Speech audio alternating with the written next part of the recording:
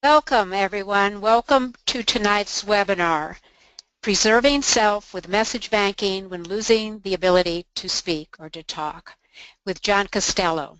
My name is Sarah Blackstone, and tonight I'm going to be your facilitator.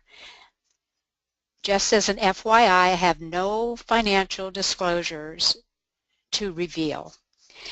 This free webinar is sponsored by the United States Society for Augmentative and Alternative Communication, or USAC, in collaboration with ISAC, the International Society for AAC.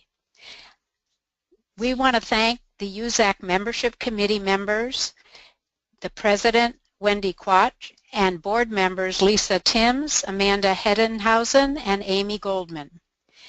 Thanks especially to Isaac and to Franklin Smith for making this webinar series possible. USAC is excited about the response to tonight's topic. We have 75 people registered, and we know that many more can take advantage of hearing this webinar after it is archived. The webinar is free, and so are ASHA CEUs to USAC members. We hope you will join USAC to show your support. Our new membership year begins January 1st. More about that later. For now, we need to cover some logistics. Number one, your microphone is and will remain muted. You can, however, ask questions by typing into the question box in the lower right-hand corner of your screen. Questions will be answered at the end as time allows. We ask that you pose your questions in a general fashion rather than related to a specific individual. Also, we may group together questions that are similar, and if your question is not answered during the webinar, it may be answered afterwards via an email. ASHA continuing education credits are being offered. The ASHA participant form and certificate of attendance can be found on the USAC website. Again, more about that later. Just a warning though, you got to stay for the duration of the webinar in order to receive credit, and just so you know, our webinar platform allows us to see who is on and for how long. Directions for submitting the completed forms will also be available on the site. All registrants are going to receive a follow-up email that provides the link to the site where you're going to be able to find the slides for this webinar and other archived USAC webinars, as well as the CEU form and instructions and an evaluation survey that we would very much like you to fill out. As I noted earlier, this webinar is going to be archived a few days afterwards, and that will mean that both the audio and the slides will be available to you. Please note, again, that we can only offer CEUs to those who attend the live broadcast. Okay, now what are you about to learn? You're about to learn how to define voice banking and message banking, describe legacy messages, and list clinical resources for both voice and message banking. Okay, now let's get to the good stuff. I'm going to introduce our speaker, John Costello, who is a widely known master clinician and innovator in the field. He's a speech-language pathologist and director of the Augmentative Communication Program at Boston Children's Hospital, where he's worked for more than 31 years. He will soon tell you the story about how he created the model for message banking for children in the ICU many, many years ago, and how he has modified that process now for people who have ALS and other conditions. He probably won't tell you, however, how sought he is on the lecture circuit, both nationally and internationally, that he's published articles and chapters advocating for AAC and effective patient-provider communication, and is a fellow of ISAC.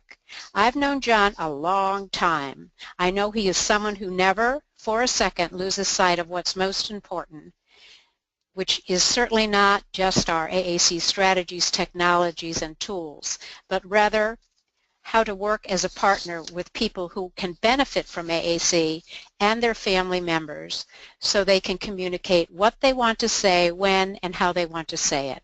I'll turn the mic over now to John, and then we will have a question and answer period. Remember, you can type your questions at any time, and if we don't get to your question, we'll respond by email. On to John. Hello, and Sarah, thank you so much for that really kind, generous introduction. I hope that my screen can be seen. Let me see. Is my screen now visible?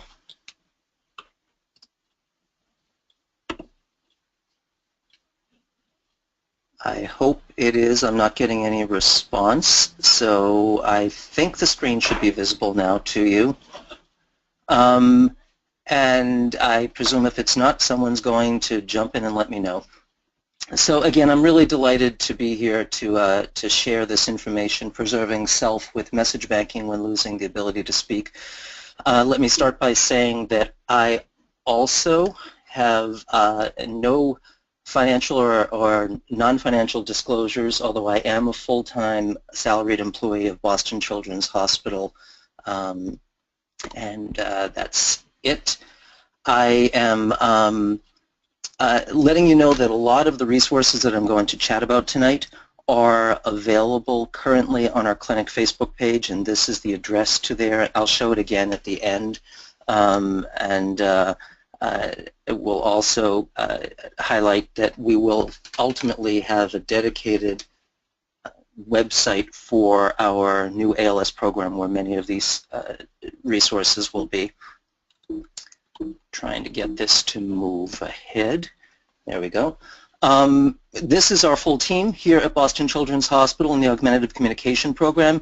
This is our ALS Augmentative Communication Program, and in a couple of minutes I will get to how it is that we actually have an ALS program at a pediatric center.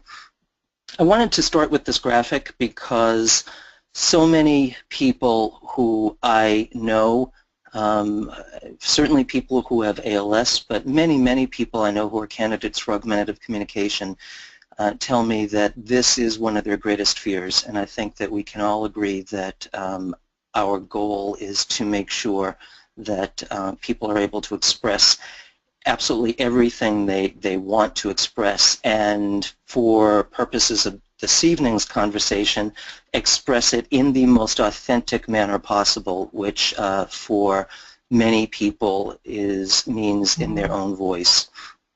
A little bit of history. So as Sarah mentioned, I've been here at Boston Children's for 31, actually 32 years now, and a whole bunch of years ago, about 25, 26 years ago, we almost by accident started a model of augmentative communication in the intensive care unit. And that, I'm pleased to say, is something that has really launched lots of interest, and now, of course, as many people know, there is a pretty extraordinary group of people focusing on patient-provider communication, and there's also lots of work that's been done at changing regional as well as national standards for hospitals. One of the things that grew out of our work in our intensive care unit was, to be honest with you, almost by accident, clinical innovation, and that was message banking. Initially we called it voice banking, and then changed the term to message banking, and I'll explain that in a couple of minutes. Really what was clear to me at the time was that when I was meeting many children postoperatively at bedside, that many of them had had planned procedures. And I was now meeting them at bedside for the first time, where they were often intubated, often had experienced radical surgical procedures, were in pain, were confused, were often very fearful of the environment.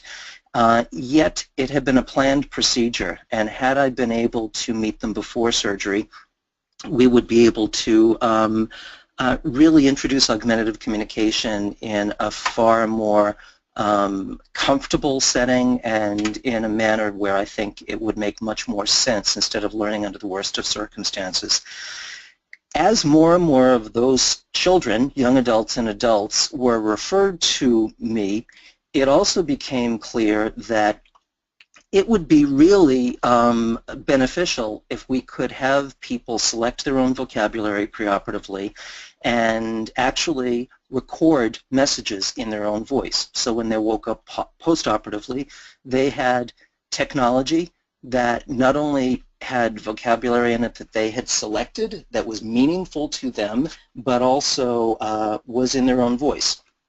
And I quickly learned that that was more than my original thought of it would just be cool and interesting to kids, but it in fact wound up being an extremely powerful intervention, not only for the children who could now communicate in a manner that represented them, that they had a heavy hand in designing and creating, but also to family members who were deeply, deeply touched by hearing the authentic voice of their child under circumstances where many would argue their child didn't even look like their child.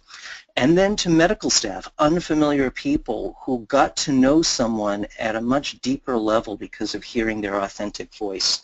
I have a couple of videos here, and I hope that the video's audio is going to be clear enough to be heard.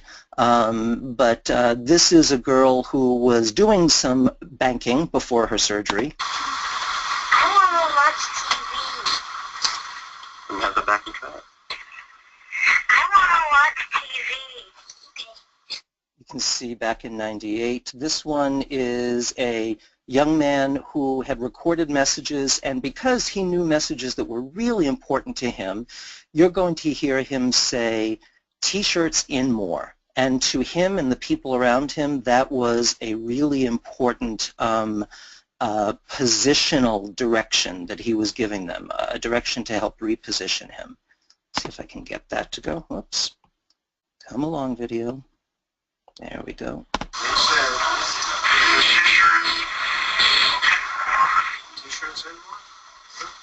And then finally, you're going to hear a little girl who had recorded lots of messages that were really allowing her to advocate for herself.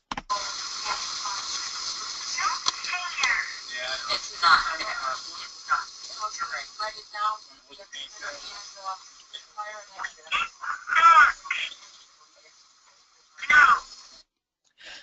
I have to tell you, though, it wasn't until I was working with this young boy in 1997 where he had been recording a whole bunch of messages into technology, and at the time I was using a device called the MessageMate, and he began to record some silly messages, and I actually thought at that moment, you know, I've got to stop him because he's going to use lots of space on this device that we may want to fill in later postoperatively. And I didn't, even though he had recorded some really silly messages and sounds, and one of them was this. So I met him at bedside in the ICU after his surgery postoperatively. He woke up, his technology was mounted on his bedside. His mother was there, his father was there, his brother was there, and his best friend was there. He reached up, and the one message that he selected was, and everyone in the room in unison did it back. And at that moment I thought, oh my gosh, it wasn't meaningful to me, and because of that I almost asked him not to include it. And I think it was really then that it really hit me how critical messages, whether it is meaningful to anyone else, messages in one's own voice, one's own intonation, prosody, etc., are so critical to have, especially under the difficult circumstances when you can't speak. Our voice is our acoustical fingerprint. So with that, what I want to do is quickly talk about the definitions of message banking and voice banking. So when we introduced the terminology message banking and voice banking initially in just lectures and talking with colleagues, and then finally in publication, initially had introduced the terminology in 1994. And over time, it became clear that the terms needed to be better defined, and I will again get into that a little bit more in a minute.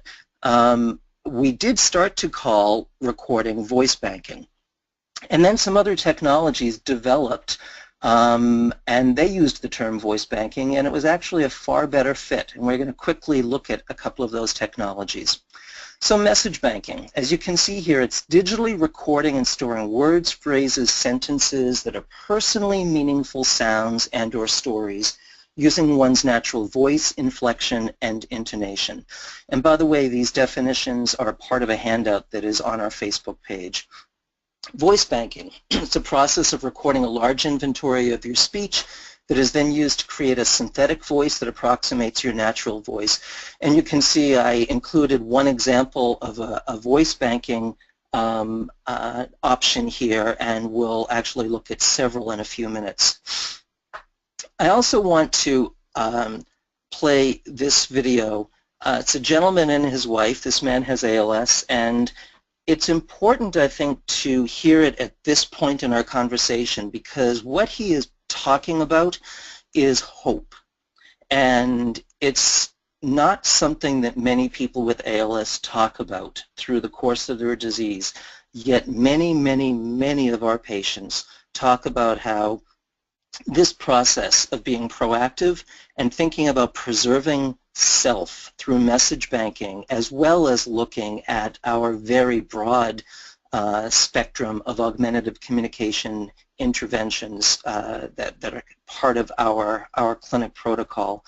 But all of those combined give people hope. You know, John, the way I see the care that's given to ALS patients, the neurologists really, they're working on research, and they're trying to understand ALS, but practically speaking, they monitor what's going on and react.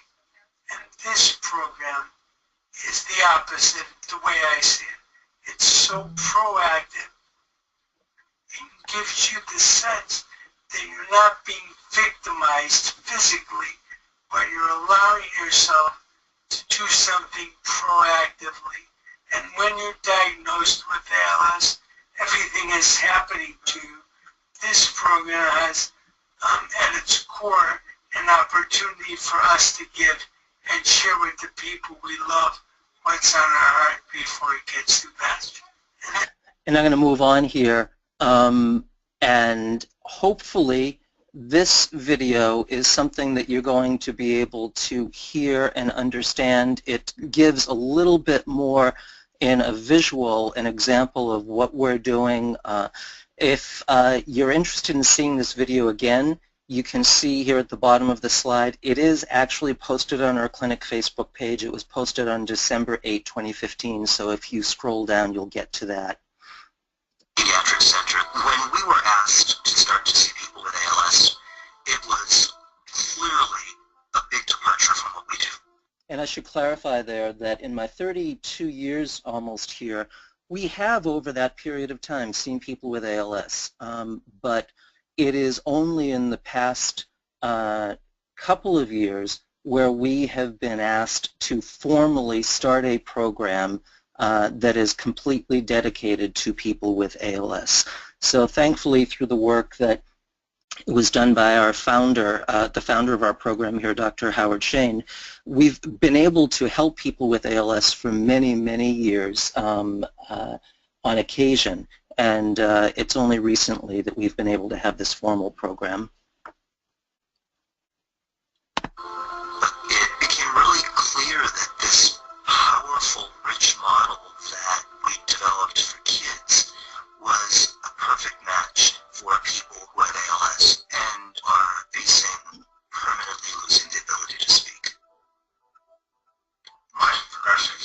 to be measurable but slow. And my symptoms are limited to just my arms, but my legs are as strong as ever, and my voice is still very strong. The loss of the ability to use muscles in your mouth and to control your vocal cords and to speak is really one of the most horrific parts of ALS. When we think about someone's voice and using technology, there's off-the-shelf synthetic speech that approximates someone's voice. Hello, this is my voice. And then there's message banking. This is the main menu of all of your phrases. Hello, my name is Doug. What's happening? Hey, cat. Boston Children's is a place where not only is the focus on... And in the interest of time, I'm going to move on. That video, again, is available for anyone to go and look at. If you go and like our Facebook page, you can go and find all those resources as well as any new ones that are posted. There's also a video that was aired nationally, internationally by Al Jazeera. And I will just get to one clip of it because I want you to hear from the partner of someone who has ALS talking about the power of hearing one's authentic voice. And let me get to that. Emotional, happy, sad, bittersweet. Don't want to lose it. And the good news, I guess, about the message banking is I don't have to lose it. I thank you for everything. You're very welcome. So when we begin to introduce message banking, first of all, our belief is that we should be meeting people as early as possible, and many, many people have asked us, how is it that we see so many people who are at risk of losing their ability to speak, and we see them so early and they're so willing to participate. And I think much of it has to do with our philosophy that we want to meet people and give them as much information as possible. But also, when we start to talk about message banking, we really guide people to think about messages that are really most appropriate to them. And in just a moment, I'm going to talk about what we refer to as legacy messages. It's important when someone is starting to think about banking messages that they are technology agnostic. And what I mean by that is if someone is truly starting early, then because there is no crystal ball with diseases like ALS, it's very unclear what technology someone may actually need to use, if indeed they need to use technology at all. And so when one is advised to start to record messages for a specific technology very early, there are a number of risks. There's the risk that that technology it ends up being a poor feature match to who that person truly is, what their needs are at the time when they are most vulnerable and need to use technology. There is also the risk, and sadly I've seen this too many times, where people have somehow managed to get technology very, very early, have sat down with that technology and actually recorded messages into it, which I think is a pretty tough process. And when they've actually needed to use technology, so when they have progressed to the point where they've needed to use augmentative communication technology, that tool that they had purchased and put so much energy into is no longer even on the market or available. And so someone has really possibly been set up to use their resources for something that's not even going to be appropriate or going to be supported. We practice recording with a handheld recorder and make sure that people learn how to record in the moment. You'll see in upcoming slides, we give everybody a small handheld recorder that is a dot wave recorder. The reason for that is that, again, thinking technology agnostic and not knowing what's coming down the pike, I want to make sure that A, someone is recording in a format that is the highest quality possible, and .wave is the highest quality recording format. If in the future one wants to use a technology that requires a lesser quality, one can always degrade .wave, MP3 for example. One can change a .wave to an MP3. If in the future one wants to use a technology, and it's a technology that right now may not even be on the market, that requires a higher level audio recording, if one records now in a lesser quality, then you may really be at risk. And so I would rather always have the most flexibility with the highest quality recording. We also want to have something that is small and handheld because our goal, and I think that the successes that we've had are because people are taking the small handheld recorder and are just using it throughout the day in the moment whenever they want, when a message occurs to them. We counsel people to record anything and everything. Nothing is wrong. And if there's something that they think they wish they hadn't recorded, well, the good news is they have full control over what's used and not used. In addition, I've told many people that folks in the past have recorded some partial phrases and sentences that they thought were throwaway, and we've actually been able to salvage parts of those phrases and edit them so that we get a whole new message in that person's voice. We provide lots of clinical stories and explaining what many other people have done, provide a handout with the definitions that you've just seen. Many people with ALS have said to me early on, gosh, I don't know what to record. And so early on, I began to ask people who had done a bunch of banking, do you mind if I share with others what you've banked?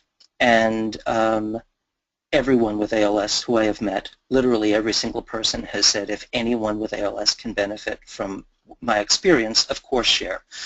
So we put together a handout that was 2 pages, then 5 pages. It's now 60 pages. And it's organized by categories and lots of phrases, and you have access to that 64-page handout on our clinic Facebook page. In fact, the very top post is the announcement of this webinar, and the first message line has a link to that 64-page handout.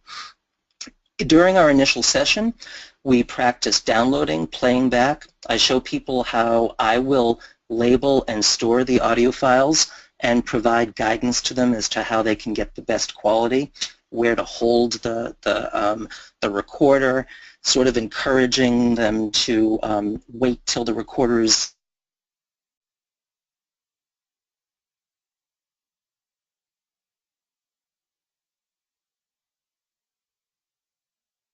wonderful things that I have found about people coming in to think of this early is the natural question that people ask after they've wrapped their brain around this is, well, gosh, if I ever really needed to use this, what would I use?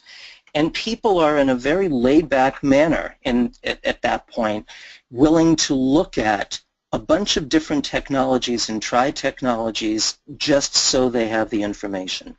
Have many people who walk in, put down their briefcase, say they've got a couple of hours before they have to get back to work. We go through message banking, and before they leave, they've asked a bunch of questions about technology, and they try technology controlled with a head mouse or with a switch or with eye tracking. And as I walk them out, they say, gosh, if I ever needed to use technology like that, and they actually do a feature match for me. They tell me, I like the one that had 5 words in the word prediction. I like the blue color background. I like the keyboard that was wide, and they just very casually give me lots of information. We go over downloading, playback, labeling, and I, again, provide guidance on how to have quality. We review the potential technologies, and then I provide the person with ALS with their own recorder to take home. This is the recorder currently we're using, the .wave recorder, the H1 handy recorder.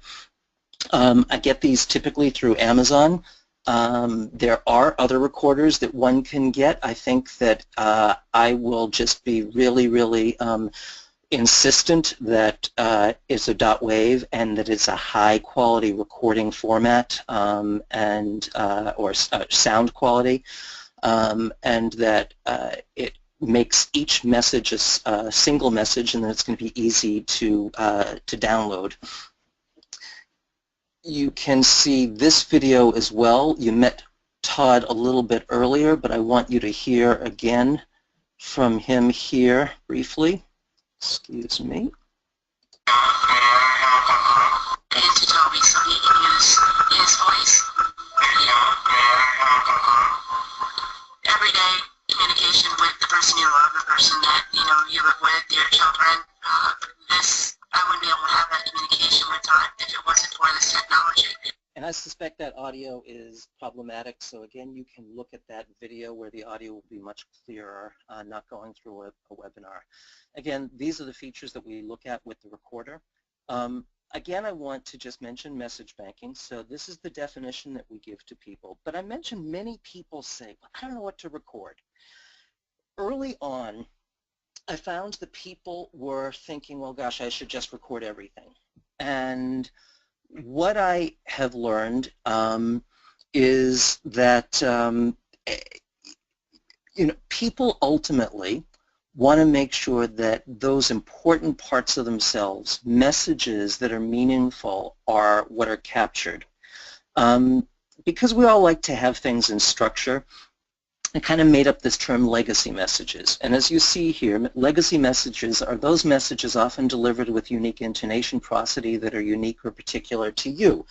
It might be a trademark delivery you say, or it may be a trademark delivery of message, etc.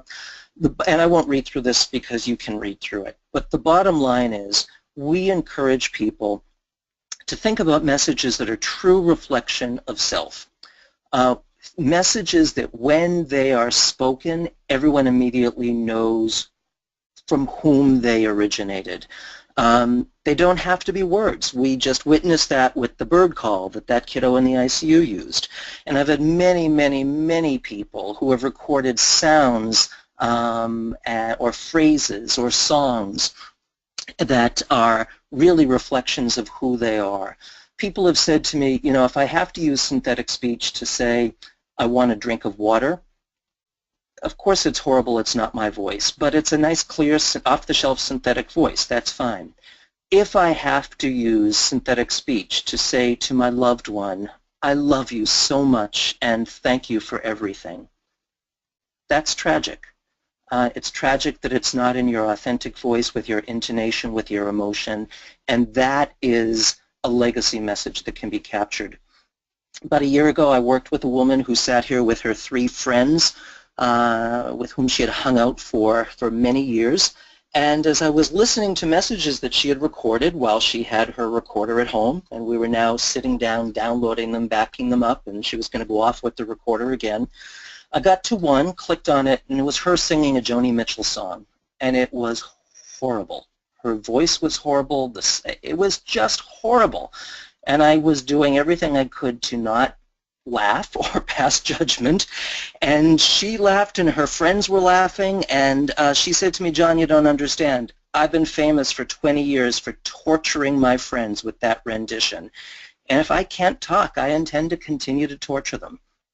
And again, I think a perfect demonstration of a legacy message. That handout that I mentioned to you has the definitions, has lots and lots of phrases on it. It is on our Facebook page. To give you a quick sense of it, I think I can do this here. This is the handout, and you'll see it starts with the definitions. One of the things that I want to make really, really clear to people is that this list is not intended to be a script. So it is not for someone to look at and decide, okay, I should first start and record all the idioms and then all the social requests and all the humor statements, etc. It's meant to be something where a person looks at it, gets some ideas about what others have thought about, maybe considers messages that just hadn't even occurred to them, maybe sees a message or 2 or 10 or 20 that is exactly what they would record, but then uses this as a springboard. So let me here. So again, that is at our Facebook page there.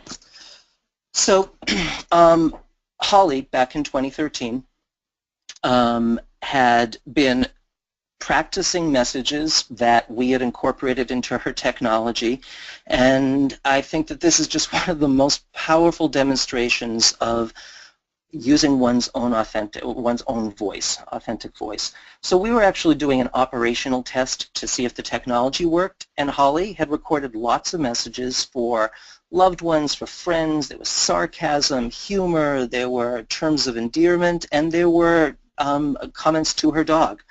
And at this moment, she happened to go in to test the operational links of messages to her dog.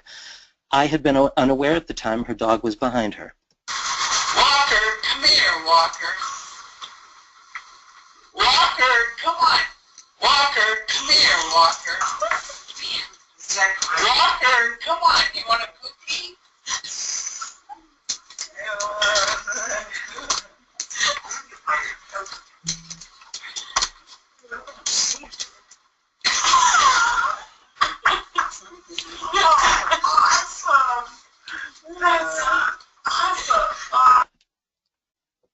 So next what I want to do is show you some work that we've been doing.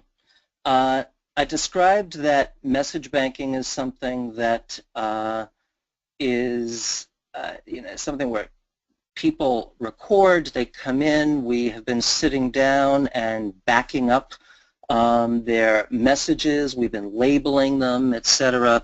And it's pretty time intensive.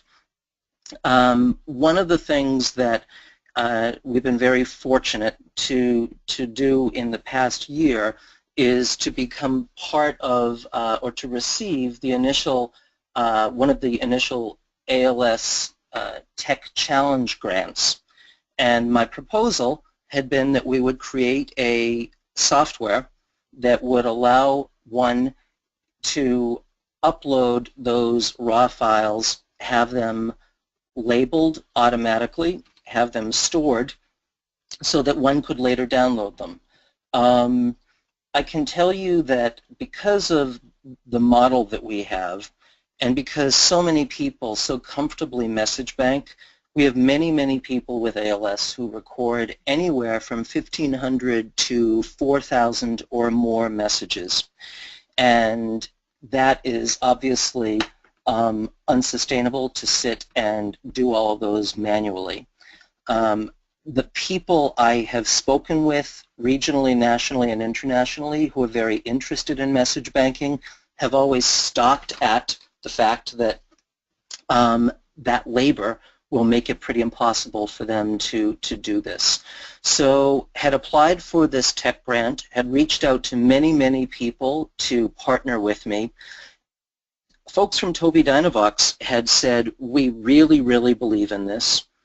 We really believe that people should have their authentic voice, and we want to be part of this, and we want to be part of this for the greater good, not for our company or for our technology. We entered into a partnership with the explicit expectation that if we could come up with a tool, it would be free for all, nobody would ever make money off of it, and that it would always be something that anyone who has ALS or who has banked could use no matter where they are in the world, as long as they could have access to the web. Tobii wholeheartedly agreed with that, and so we moved forward with a venture and came up with a beta that is actually going to be released the end of December. What that beta does, and I have a video here that it's a little hard to follow, and so I'm actually going to step you through some slides where one would start with a clean slate. This free website, by the way, is going to be housed on the My Tobii Dynavox site, and again, it's a joint venture between us for anyone to use. It is technology agnostic, meaning that you can upload your messages and it's not structured so that it only works with a particular technology. Instead, it's structured so that you can upload your messages, you can label them, you can categorize them, you can save them to the cloud, and then they are there to be downloaded to whatever technology you choose. Now at that time, that download process, hopefully the technology that is the best fit for you is going to connect with this so that it can be easily downloaded and populated. So let me show you. You would start with a clean slate. You would then upload all of your messages, and here you can see this is just a file of a whole bunch of raw messages. I would then select those messages and queue them into the message banking software. I would tell them to upload. It would then transcribe them, so you can see this is the original, this is the transcription. It even notes that there was a hesitation at the beginning, so shows me that I may have to go in and do a little editing there. It gives me a confidence score of how well it thinks it did. I can then go listen to it, first of all, fix it, that it's a perfect match if it's not a perfect match, and then it's going to change the confidence score to, okay, it's now ready, it's done, it's perfect. From there, I can actually decide that what categories I might want that message to go to. And it's important to point out, like so many things that all of us say throughout the day, it can fit many different contexts. So here, you could decide that you want to have this message, do you want to go for a beer, is the one here, that is going to go into a category just about beer. It might also go into a category regarding friends, and it can be tagged for as many categories as one wants. Can then select multiple messages to download text for offline proofing. And even more importantly, I think, based upon the experience I've had with people, because message banking is not a process that someone does once, instead, at least in our experience, we start, people bank, they come in, we download, we listen to them, we talk about other appropriate strategies for communication, whether it's quick access low-tech tools or amplifiers, or we start to look at technologies. But invariably people say, I can't remember if I recorded I love you to my wife or not, or I can't remember what messages. So now what I'm able to do is download all of that text and hand it to them and say, this is what you've recorded. So people have that script. Next, select multiple messages to tag. As I mentioned before, they can all be tagged into many categories. And then you can select the messages to download based upon what communication system you're using. I know that because Tobii has been so invested, Tobii Dynavox has been so invested in creating this side of it and so believe in it, they've begun to look at making changes to their communicator software so that it will actually immediately connect with this.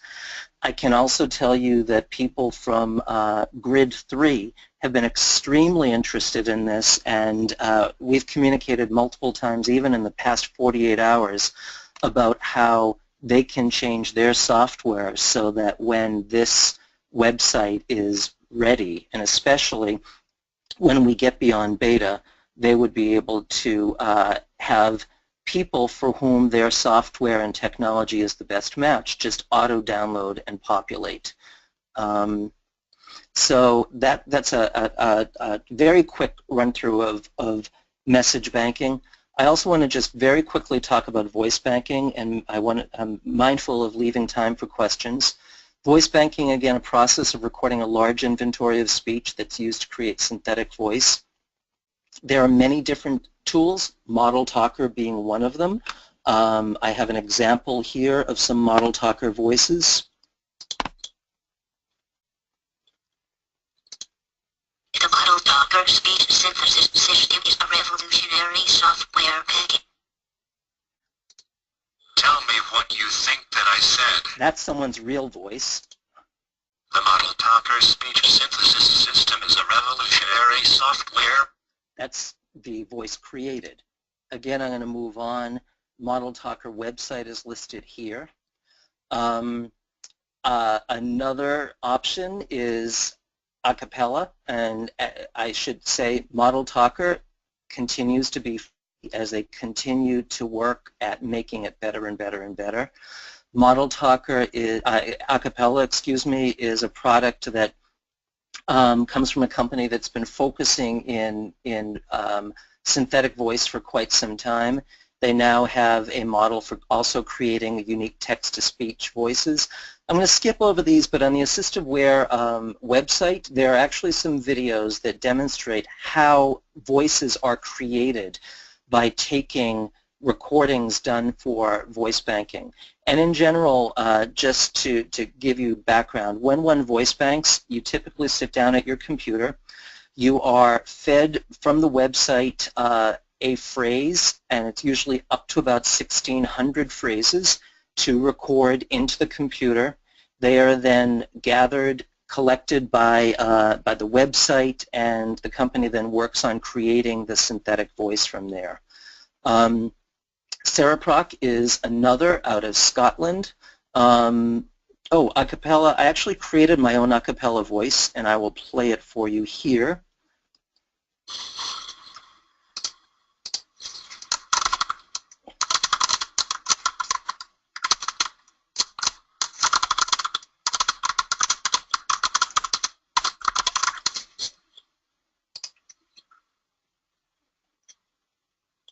This is John.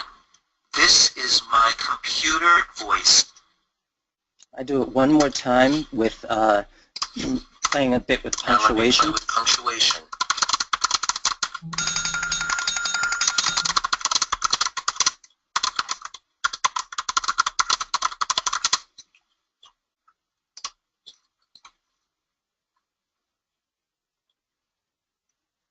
This is John. This is my computer voice. This is John. This is my computer voice. Now, with a cappella, there is a cost involved with that. I believe right now it's about $2,500 US, where after you create your voice, if you like it, you can pay and receive the voice. Another option is Vocal ID, and if you go to this website, you can see a number of examples of Vocal ID and have Dr. Rupal Patel through video describe the process as well. This process right now is one where you currently pay first and then the voice is created, and so just knowing that going into each of these is important. Here's a list of some of the different options. Communication is the thread that connects us all, and I had received this email from a woman not long ago, and it continues to be emotional when I read it. She says, "It is no exaggeration to say that having my voice in my Tobii board makes me want to live. I sang happy birthday to my one-year-old grandchildren on Saturday because she had recorded herself singing happy birthday. Interestingly enough, humorously enough, she actually recorded herself singing happy birthday, but not knowing to whom she would be singing it, she recorded, happy birthday to you, happy birthday to you, happy birthday, dear, and then said, fill in the blank, happy birthday to you." As she said here, she made her husband weep for joy on their anniversary because she had recorded messages related to their anniversary to him. And again, for lots more resources, this is our Facebook page where you will see many of these links, many of these videos, and many of the handouts. And I think I will definitely stop here now for questions and turn it over to all of you. Hi, Sarah back here, and we do have a couple of really great questions, John. The first one is, is there a space limit to the number of recordings that one could put into the Tobii Dynavox site? That's a great question, and no, there is not. It is currently there is no limit that we can see, and certainly my hope, my understanding, is that there will be no limit. I should also mention, by the way, I indicated that we got the that initial grant, and I also made it clear that what's being released is a beta. I have applied for additional funding, and the goal is that there are going to be many, many, many enhancements available, ranging from one's ability to write on that page I showed you where you could see the recording labeled. What I want it to be able to do is I want you to be able to listen to it. If you hear dead space, clip it off right there. If you think it's not loud enough, bump up the volume and then save it.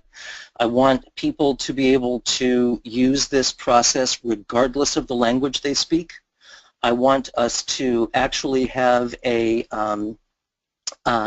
tool, whether it is smartphone-based tool or another tool that one can use where we don't need to have another recorder. And we've got a whole myriad of additional goals for making it something that would be far more powerful. And I say that not because I don't believe that this beta is going to save so much time and make it so much easier, because as someone who has spent many nights and many weekends for a couple of years sitting, labeling, editing sounds, I can tell you this is going to cut out dozens, if not hundreds of hours for each person I'm supporting. But we want it to be, I want it to be, and Tobii absolutely agrees that it could be much, much better. Great. Okay, so we have several more questions, and I want to take one that maybe can be quickly answered, John. It's about insurance and the use of CPT codes in supporting, setting up message banking, training, guidance on content, etc. Can you help folks with that? Sure. So when people are coming into our center for an evaluation and for ongoing treatment, we are using the CPT codes for augmentative communication assessment. Certainly, because we're spending so much time looking at the SGD assessment and features, that is the code that's used most often, as well as looking at treatment codes for SGD. Okay, and then a question about the site, and the question is, can people record directly into the site with a computer microphone, or do they need to use that handheld recording device? Currently, you cannot record directly into the site, and it's, to be honest with you, that's one of the things that I would discourage one doing. I have found that when people are sitting in front of a computer recording into a site, they tend to record messages that are far less meaningful, personal, rich, often with flatter affect and intonation. And I know for certain, based upon people who have sat down at their computer and recorded into a site or into a software on their computer, compared to people who are just in the moment recording throughout the day or sitting quietly at home at a time when they're thinking about specific messages, that we are getting really pretty spectacularly rich, beautiful, authentic messages. And it's also why, again, we have people who are recording thousands of messages, because they are just doing it at meaningful times throughout the day or days. So what I'm hearing is you really want people to use the device that is going to give the best recording. We have several other questions that relate to what are some other options. But moving on, because of we're going to run out of time pretty soon here, What about adopting iPhones, iPods, iPads, tablets? Yep. Any problem with that? So adopting meaning recording on them? I think using them once you've got the recordings. I'm going to guess on Oh my gosh, absolutely. In fact, I have a number of people, who are using iPad-based, tablet-based communication systems, folks who have bulbar onset who continue to be for a very long time excellent direct selectors, who are using apps, for example, like Predictable, where one can incorporate banked messages fairly easily now, and in their newest release that will be out, it will be much, much, much easier to do that. But yeah, it's a very good question, and I want to make it clear that this is absolutely technology agnostic. The goal is to have the messages, and then you fit them to whatever the best technology match is to the person, and that includes the technology with whatever the best physical access match is. And I assume with this kind of access to the recordings over time that you can change the device that's actually the client would be using. That is it's an excellent question, and in fact it not only goes back to why I want to make sure we have the highest quality recording. As people are making medical decisions in the world of ALS, I have two people I'm working with right now who have been using banked messages in their technology for almost 4 years. Both of them are now looking to get new technology, and so I have no reason to expect that we won't be doing this in another 3 or 4 years. And we can very seamlessly use the banked messages that are in .wav file that we have backed up to incorporate into their new technology, and we'll continue to be able to do that in future technologies. That's great. We're going to have to stop. There are a few more questions which I will pass along to John. And I just want to thank you, John, for this incredibly informative presentation, and thank everyone tonight for your participation. Now I'm going to go over the logistics again briefly. Just so you know, watch for the email that's going to come to you after the webcast. It's going to help you with CEUs, accessing past webinars. We ask you to fill out that evaluation survey and more. It's listed on the slide, where you can go as well. Please complete the evaluation. You'll get the link for the archived webinar in a few days. It has been recorded. We're also planning the 2017-2018 webinar series now, and first up will be Lou Gollenker in January, updating us on funding issues that certainly impact access to AAC technology. So please join us. These webinars are going to continue to be free to ISAC and USAC members and others during 2017. Heads up, we're now doing Twitter chats every second Thursday at 7 p.m. and you can see the next one is December 8th with Jeff Steffen, who will be moderating that, and the focus will be on AAC and autism.